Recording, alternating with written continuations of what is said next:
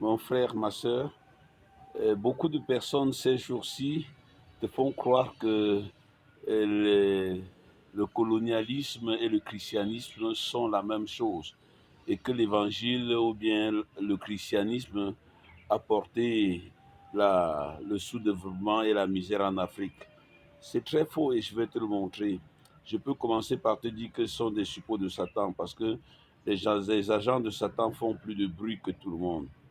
Première chose, je vais te parler d'une fameuse lettre controverse, celle de Léopold II aux missionnaires qui travaillaient dans le Grand Congo belge. Pourquoi Léopold II écrit à ces gars? Parce que exactement ces gars ne font pas le job que les autres blancs faisaient au Congo. Il leur écrit pour leur demander de faire le job parce que l'évangile est toujours un signe de contradiction. L'évangile est toujours un signe de protestation. Donc, c'est parce qu'il ne faisait pas le job. Et lui, il leur crie parce qu'il ne comprend pas comment un Belge au Congo ne puisse pas faire les affaires du royaume belge. Et alors, il écrit, mais il n'est pas qualifié pour écrire parce que celui qui peut donner des ordres dans l'Église, c'est l'évêque, parce que c'est le chef de l'Église apostolique. On peut dire encore que c'est le pape. Et voilà, parce que l'évêque le fait en communion avec le pape. Donc, s'il a eu à leur écrire, pourquoi il n'a pas écrit aux autres administrateurs? Pourquoi il n'a pas écrit aux autres, aux commerçants? Parce qu'il faisait exactement l'affaire du royaume belge. Et donc, s'il écrit aux missionnaires, c'est parce que les missionnaires ne faisaient pas l'affaire du royaume belge. C'est très facile à comprendre. Mais il n'est pas le chef de l'Église non plus pour leur donner des ordres. Malheureusement, il a eu à prendre ça à ses dépens, puisque la mission a continué à faire son travail de libération. Qu'est-ce qui rend l'Afrique pauvre? Est-ce l'évangile? Il y a beaucoup de personnes qui n'ont pas connu le Seigneur Jésus-Christ et qui n'ont pas reçu l'évangile. Ont-ils changé l'Afrique? Qu'est-ce qu'ils ont fait? Quand je vois aujourd'hui des exaltés se mettre là à parler pour se faire voir aussi à la télé ou bien sur des petites pagettes de Facebook, ça me fait rire. Sous leurs pieds, ils voient ce qui tue l'Afrique. Aujourd'hui, tout le monde parle de l'Ukraine comme source de notre pauvreté. L'Ukraine nous a seulement démontré notre grande dépendance.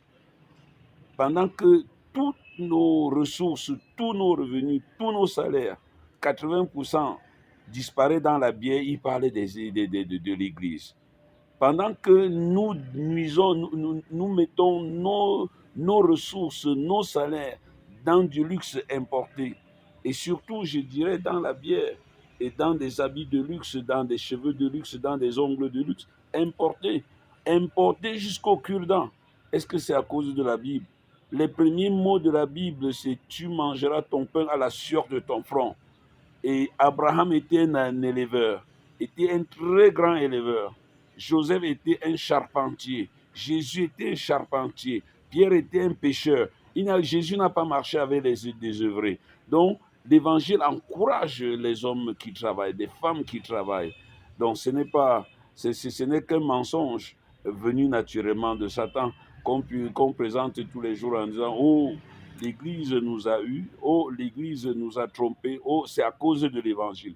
Je voudrais que les gens qui n'ont pas reçu l'Évangile nous démontrent en étant meilleurs que ceux qui ont fait l'Évangile, ceux qui suivent l'Évangile.